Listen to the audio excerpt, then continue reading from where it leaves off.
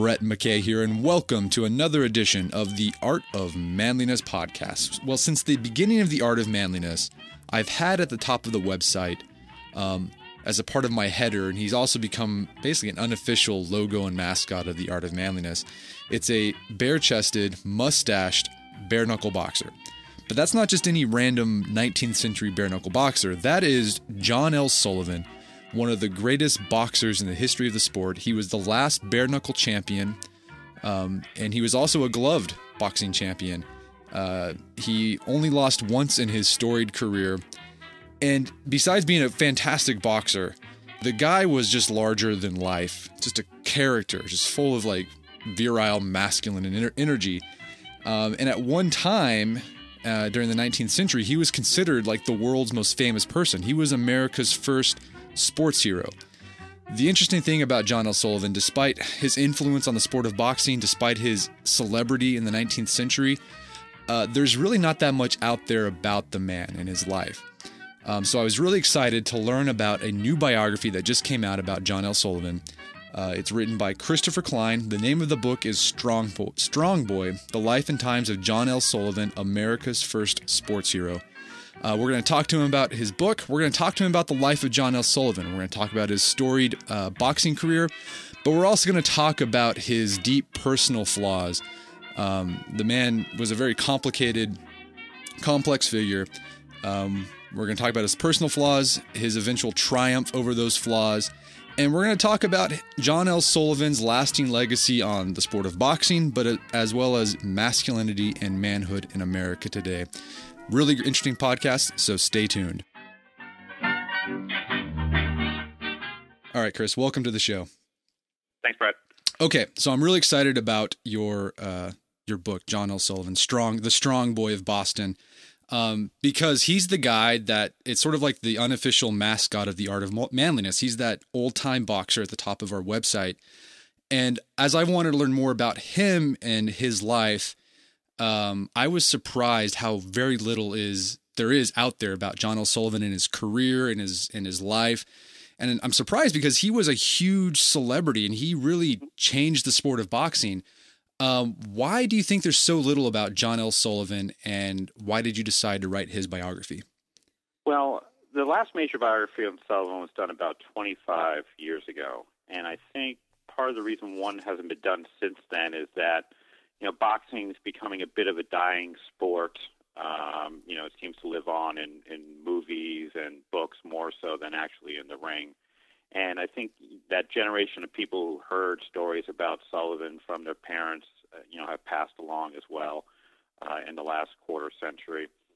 But I researched Sullivan for my last book, and what really drew me into him was being a Boston guy was his Boston connection. He was born in the South End of Boston, and his nickname was the Boston Strong Boy.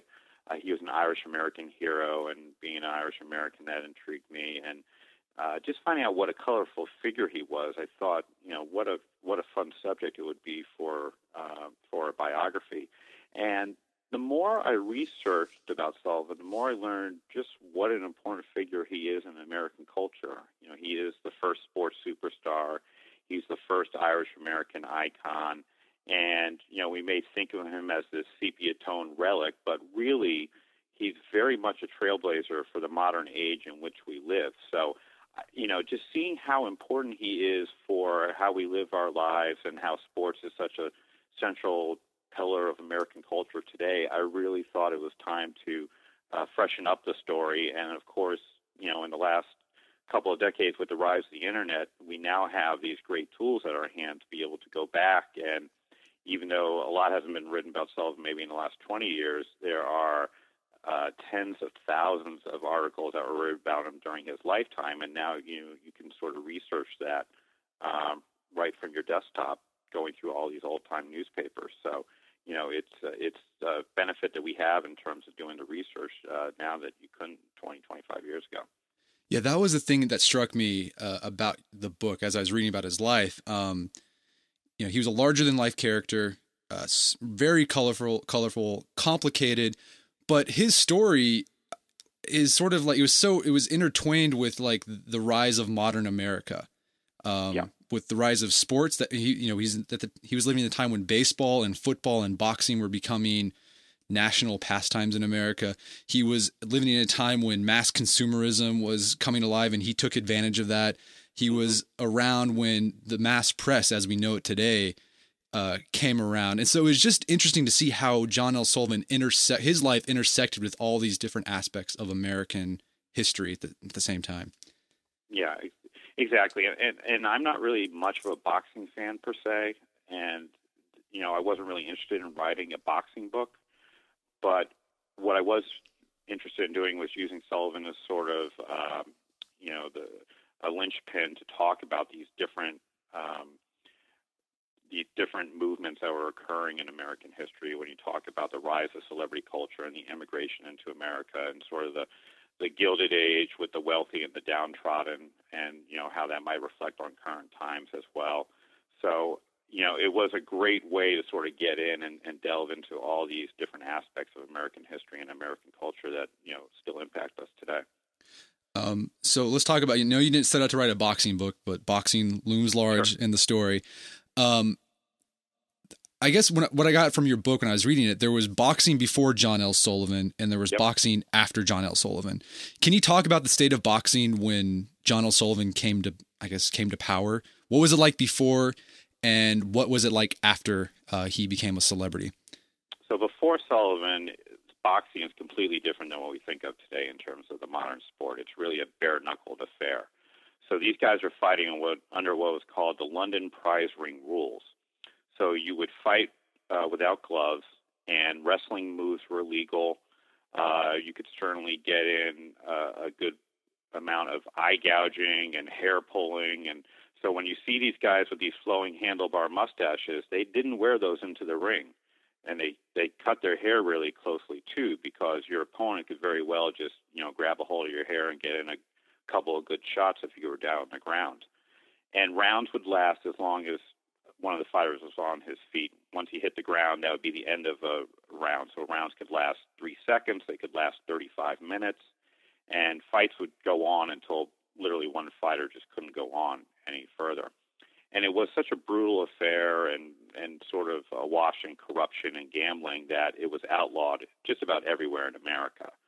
So whenever these bare-knuckled fights would take place, it was very much a cat and a mouse game between the boxers and the fans and the authorities to try to elude any sort of interference from the authorities. So these fights would take place in the back rooms of saloons, or they might find secluded islands. The backwoods are places that these fighters would commonly stage their prize fights.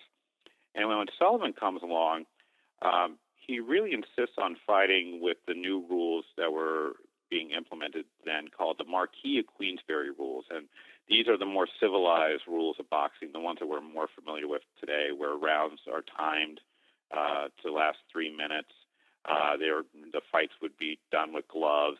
There would be no wrestling that would be involved. So it was really, really a punching contest between the two fighters. And even though we think of Sullivan as being this bare-knuckle boxer, he only fights 3 times, 3 championship fights with his bare fists. And by insisting on fighting his opponents with gloves and with the Marquis of Queensberry rules, by the end of his career, he fights in the first championship fight that was done with gloves. And ever since then, every fight has been done with gloves on the hands. So, he is not necessarily just the last of the bare-knuckle boxers. He's the first real modern boxing champion that we have. And he did a lot to legitimize the sport, it seems. Yeah. And because by insisting on fighting those gloves, it made it more socially acceptable, and that form of boxing was legal as well. So by the end of his career, they no longer have to, try to find someplace in the backwoods to have their championship fight. His last fight that he has is in a 10,000-seat electrically lit arena in downtown New Orleans, where the media is there with the telegraphs, at ringside, sending results throughout the country. And, it's completely out in the open and legal, very much similar to what you would find in Las Vegas, today for a big prize fight. One of the things I found interesting was like boxing, it was sort of like boxing was sort of like in a legal limbo at the time. Like it was okay for exhibitions. Like you can do exhibitions to display the manly art, right? But if there was like, it was known that there was money being bet, or if it got too violent, the police would, okay, no, stop it. This is no longer an exhibition. We're going to put a stop to this. Yeah, it was sort of in that limbo with a lot of different aspects of morality during the Gilded Age, where it was supposed to be a prim and proper Victorian society, but certainly, corruption, gambling, prostitution were all rampant behaviors. And boxing was sort of in that limbo as well, where, you could stage these 4-round exhibitions against another opponent under the guise of being these scientific exhibitions. But everyone knew that these were prize fights. Money was being gambled on it. The fans were coming to see someone get knocked out. And whether that would happen or not often depended on whoever was in the sitting in City Hall and in charge of the police in terms of how quickly they would enter the ring to stop a fight. They might get in there at the first sign of someone taking a big hit, or they just might wait till someone was knocked out. So you really never knew what was going to happen when you showed up at one of these boxing exhibitions. Not only what was going to happen between the two fighters, or whether the police might get into the ring at any moment to stop the fight too. Okay, so John L. Sullivan, he was a formidable fighter. I think he only lost once, right? Like one. Yeah, the one big fight was his last championship fight against Corbett was really the only defeat that he really ever suffered in the ring. And he had over like 200 victories in a 10-year stretch. I mean, it's something unheard of today. Okay, well, what made him such a great fighter? I mean, was he scientific about his fighting? Was he just a one-trick pony, just went and was just brutal with him? What made him such a great fighter? It was a combination of speed and power. He was not a classically trained boxer. He never took a boxing lesson in his life. That being said, he did think about the scientific points of boxing and claimed that he had sort of studied up on it and determined that he knew precisely the right point on an opponent's jaw to hit him to knock him out. So he did think of it a bit in scientific manner, but he certainly wasn't formally trained or had any sort of lessons. It really was that he just had such a powerful right that he could hit his opponents with, and he could deliver it really quickly. He could just get his punches off so quickly, and it said that he pounced around the ring like a tiger, that combination of the speed and power would often overwhelm opponents. And then after he became champion, really the force of his personality tended to intimidate his opponents too. And it was said that he often won half his fights just by getting into the ring and staring down his opponent, that it tended to intimidate him so much that he really had that advantage, that psychological advantage, every time he stepped into the ring. So as we talked about in the introduction of the podcast, John L. Sullivan came to rise the same time when we had the rise of mass media. There's all these newspapers, these sports dailies were coming to, power. And one of the most popular sports dailies amongst bachelors in America at the time was the National Police Gazette. This is a magazine we've talked before about on the site. And it's just can you talk a little bit about the National Police Gazette and what effect it had on boxing, and also about the owner of the Gazette at this time? It's Richard K. Fox, another very larger-than-life character. He had a rivalry between John L. Sullivan, and it seems like that rivalry between Sullivan and Fox really fueled the popularity of boxing. So talk a little bit about the National Police Gazette and talk about Richard K. Fox and Sullivan. The National Police, the National Enquirer of its day. It was a weekly tabloid. It printed salacious stories about sex and violence, and if it could wrap the two into a story, so much the better. So it covered Wild West shootouts and Native American raids and lynchings, and often stories about damsels in distress who might be shooting guns at jilted lovers. And there were these elaborate woodcut illustrations inside, too, that often depicted these violent episodes, or women showing a scandalous amount of maybe their shoulder or their ankles as well. And so it was a very salacious publication. And its proprietor, Richard K. Fox, he also saw the growing interest in sports in America. So he added sports into the mix of the stories about sex and violence. Certainly, boxing very much fit in with the violence that he was covering in America. And he becomes sort of an important figure in boxing. He starts handing out championship belts and trophies. He sets weight classes, and inside the pages of the National Police Gazette, he would print challenges from one fighter to another. So in that way, Fox was sort of part Rupert Murdoch, part Don King. He's very much a powerful figure in boxing when Sullivan comes along. And there's an apocryphal story that the two are sitting inside Harry Hill's Gentleman Theater, one of the most famous haunts in New York in 1881, a couple days after Sullivan won a big match on the stage inside Harry Hill's. And Fox sees Sullivan holding court and sends word to a waiter to have Sullivan come over to his table. And according to the legend, Sullivan roars back at the waiter that it's no farther from him to me than me to him. If Fox wants to see me, he can come over to me.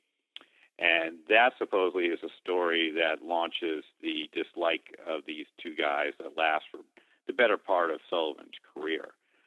Now, like I said, that story is probably apocryphal, but we do know that the two men did meet in New York around that time period.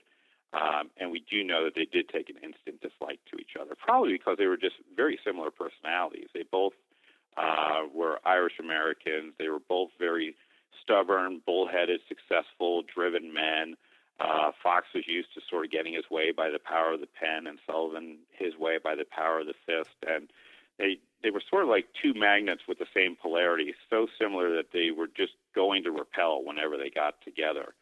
So from that first meeting that they had in New York, Fox then, he literally searched the ends of the earth to try to find opponents to take out Sullivan. He went to, he imported fighters from England. He imported a fighter all the way from New Zealand. And he never had any luck getting someone to knock out Sullivan. But despite how much they hated each other, it was a very mutually beneficial hatred because with Fox's newspaper, Sullivan took on the starring role, and he sold hundreds and thousands of newspapers for Fox. And by starring in the Police Gazette, Fox really made Sullivan a celebrity too. So the two, as much as they disliked each other, this rivalry between the two really paid big dividends for both of them. All right. So as we talked before, John L. Sullivan is basically America's, and you could even argue the world's first superstar athlete. I mean, he's the first athlete to ever earn $1 million. But what's interesting, I found it fascinating about him, he sort of laid the groundwork of what superstar athletes are supposed to do, right? He sort of like laid the archetype. And one of the interesting things I found about John L. Sullivan in your book was that he parlayed his fame in boxing to other arenas in the entertainment arena. Can you talk a little bit about some of Sullivan's, I guess, exploits in other areas of the entertainment industry? Yeah, I found this really fascinating too, because it really did echo, what we sort of see with modern celebrities or modern sports stars, who sort of blur the lines of the different arenas of celebrity.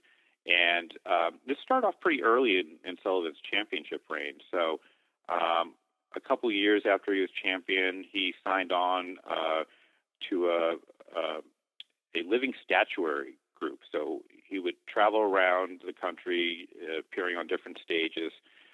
He would be covered in this white powder, maybe wearing just skin-tight tights on him. And then he would sort of take these different poses in the forms of Greek and Roman sculptures. It was called living statuary. And he sold out audiences, just by people who wanted to come in and see him do these 24 different poses on stage. They didn't really care about seeing John L. Sullivan, the boxer. They just wanted to see John L. Sullivan in the flesh. And that sort of launches this vaudeville career that he has for the better part of 20 years. And he goes on to star in different theatrical productions. Later in his career, a playwright pens a play specifically for him, with him in the starring role, called Honest Hearts and Willing Hands. And he toured around the country 6-7 months, appearing on stage in these plays where, he was an okay actor. And at the end of the climax of each play, he'd get into the ring for a 4-round exhibition. And he sold out theaters around the country doing these performances. So he each year did different plays. One year even appeared as Simon Legree in Uncle Tom's Cabin. One year he went around delivering monologues and reciting different poems.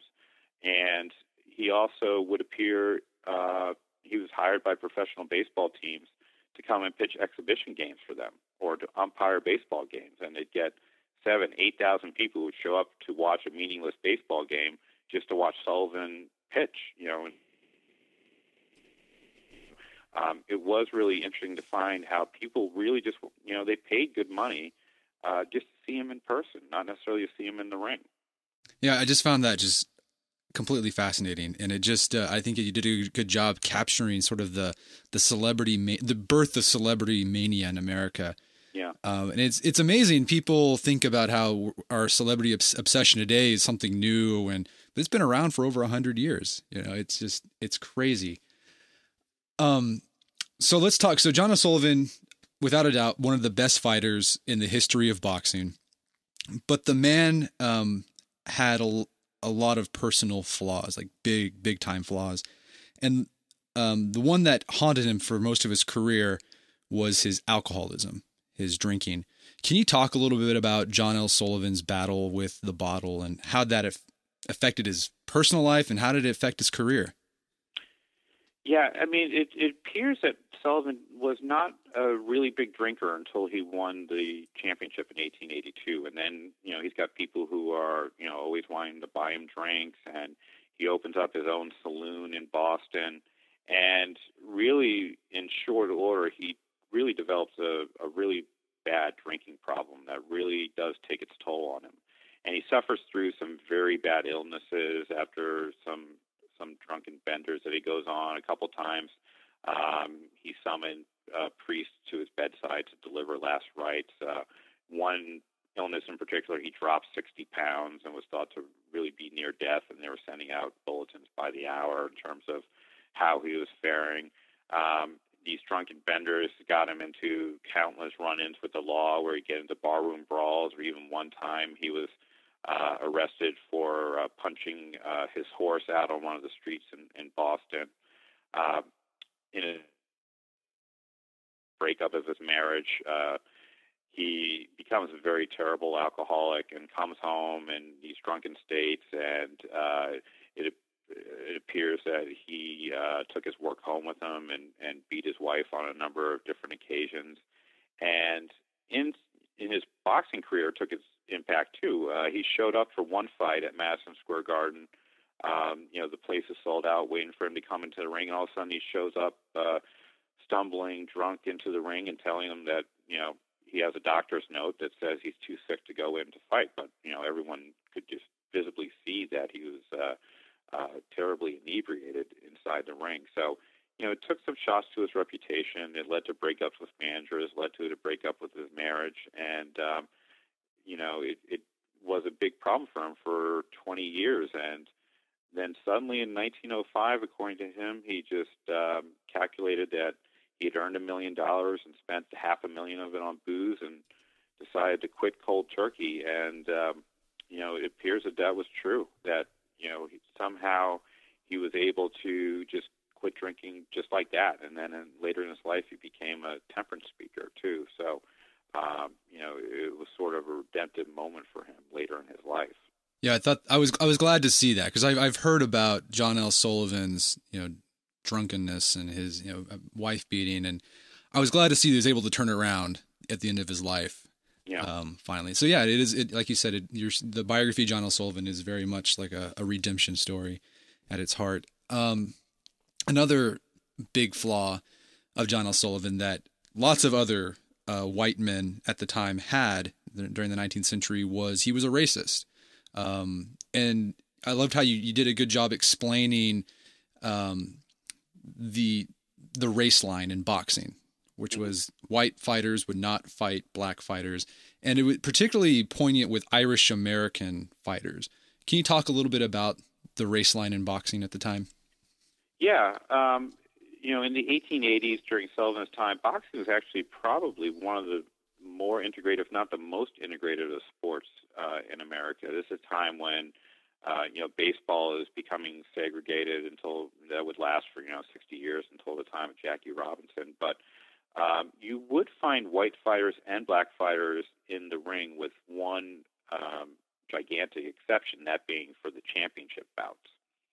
So, Sullivan certainly carried the racial biases that many Irish Americans of the day had to begin with.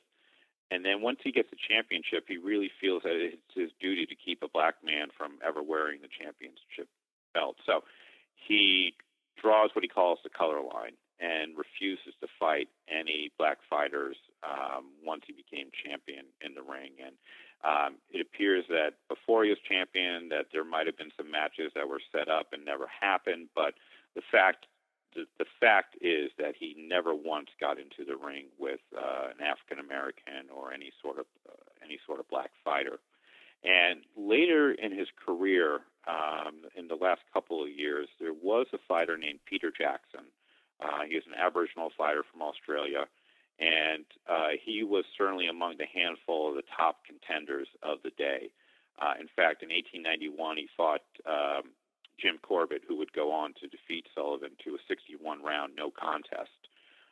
So we know that he was at least the match of Corbett, who ends up knocking out Sullivan. So we know that Jackson would at least have been a formidable challenger to Sullivan in the ring. But he flatly, when he invites, in 1892, fighters to take him on, he specifically writes in his notice to the press that he will not fight any Negro fighters, and that would include Peter Jackson. So, that certainly was among the dark episodes when you take a look at the life of Sullivan. So you just mentioned James Corbett, Gentleman Jim. He was the fighter that finally defeated John L. Sullivan.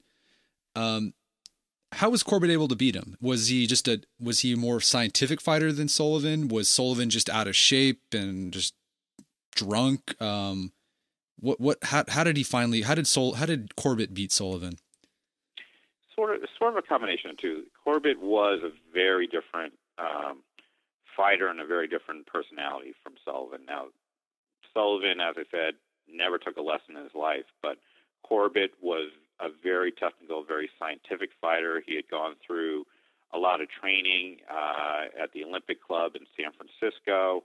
So he wasn't really a fighter who fought on instinct. He really was an intellectual type of fighter. And we talked about in the book that Corbett and Sullivan actually fought an exhibition a couple of years before they met for the championship. And even then, according to Corbett, he was sort of feeling out Sullivan, and he would purposely put himself against the ropes to see how Sullivan would sort of give away his punches. So, he was thinking about fights rounds and rounds ahead, where, Corbett was sort of viewed fight as a chess match. Sullivan's approach to fighting was that he would just be like an elephant that would come and just trample right over the chessboard. It was all about power and brawn and getting right on top of your opponent right from the get-go, whereas Corbett's thinking 3-4 steps ahead. So they did have these very different approaches, and I think the scientific approach that that Corbett brought into the ring served him well in the fight. But it was true that Sullivan comes into the ring not in his peak condition either. He is 33 years old.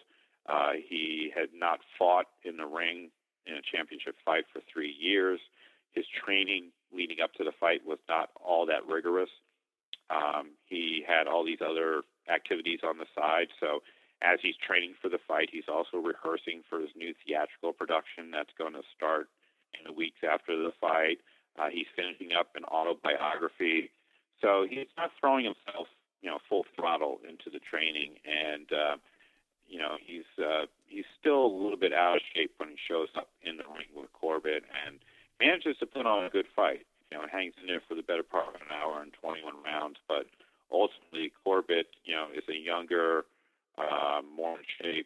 more thoughtful fighter, and I think that ultimately is the reason why he ends up emerging triumphant in that fight.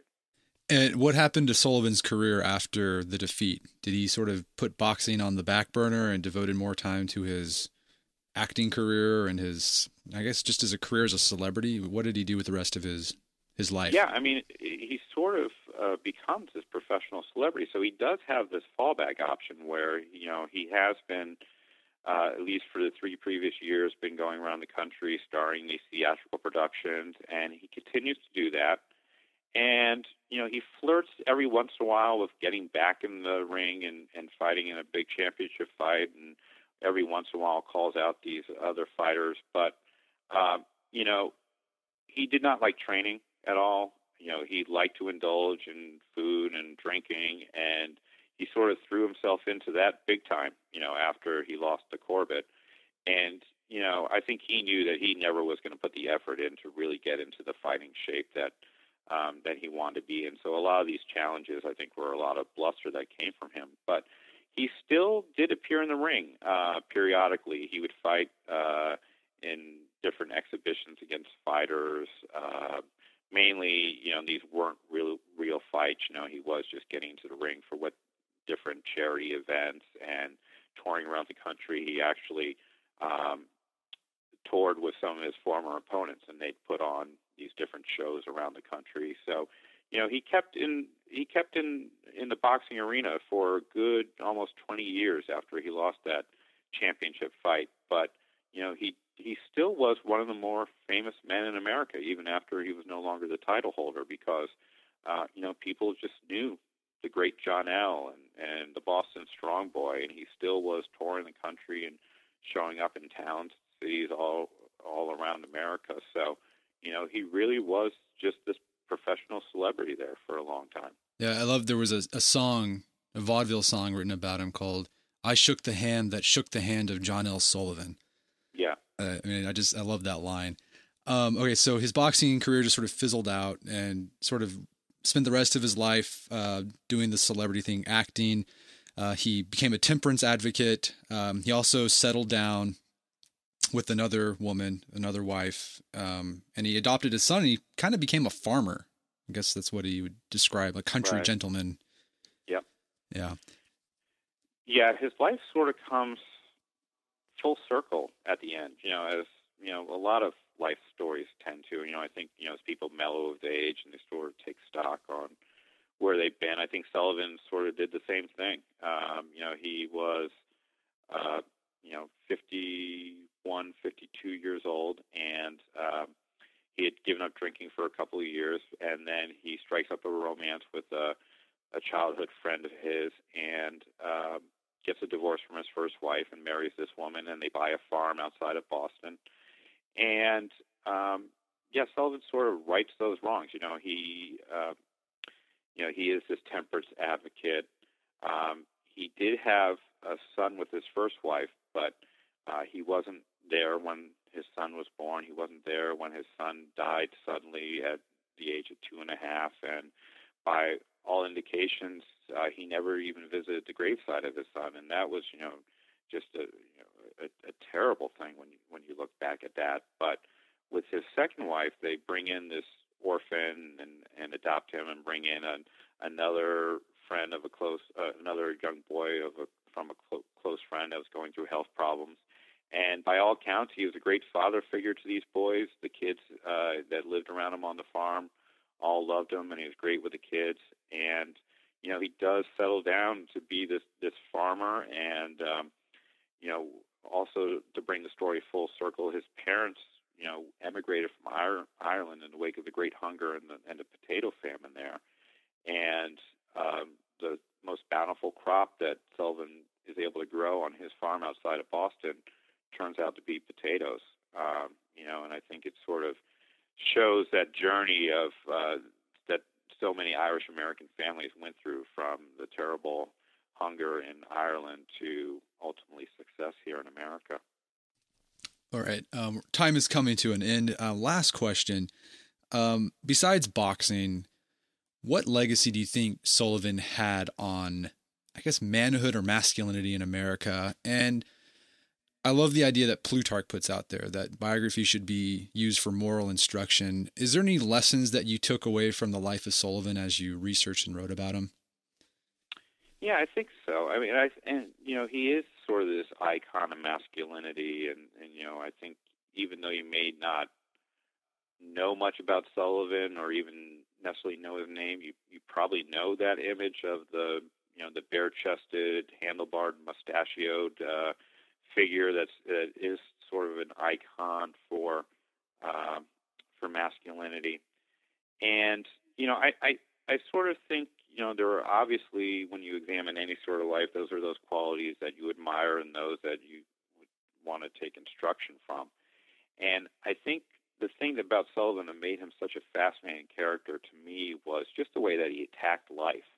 And he was very much this Teddy Roosevelt kind of figure, and it's no surprise that the two men actually struck up a bit of a friendship because, they sort of threw themselves into everything that they did. There wasn't anything that they did half-hearted.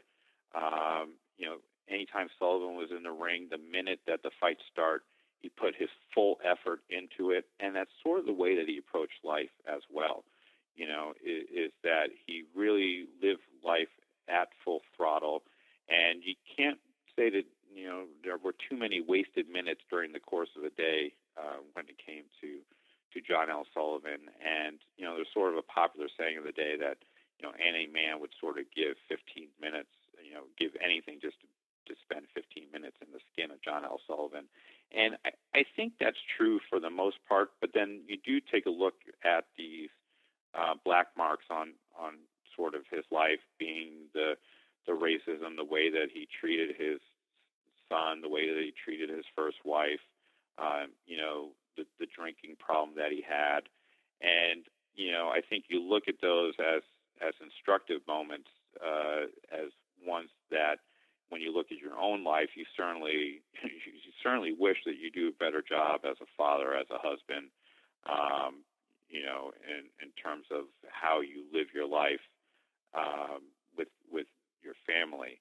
So, I think those are instructive for us. But I do think there really is this powerful energy that was around him, and just the way that he attacked life is something that, we sort of want to try to emulate in everything that we do. Well, very good. Well, Chris, it was a fascinating discussion, and it's a fascinating book. I wish we had more time to delve into the life of John L. Sullivan, but thank you for your time, and I'm going to encourage all my readers to go out and get his book. It's The Strong Boy, The Life and Times of John L. Sullivan. Chris Klein, thank you so much for your time. Brett, thank you. I appreciate it. Our guest today was Christopher Klein. Christopher is the author of the book Strong Boy, The Life and Times of John L. Sullivan, America's First Sports Hero. You can find that book at Barnes & Noble and on Amazon.com, and I highly recommend you go check it out. It's just a fascinating read. Well, that wraps up another edition of the Art of Manliness podcast. For more manly tips and advice, make sure to check out the Art of Manliness website at artofmanliness.com. And if you enjoy the podcast, we'd really appreciate if you go on iTunes or whatever service you use to listen or download the podcast and give us a review. That would help us out a lot. And until next time, stay manly.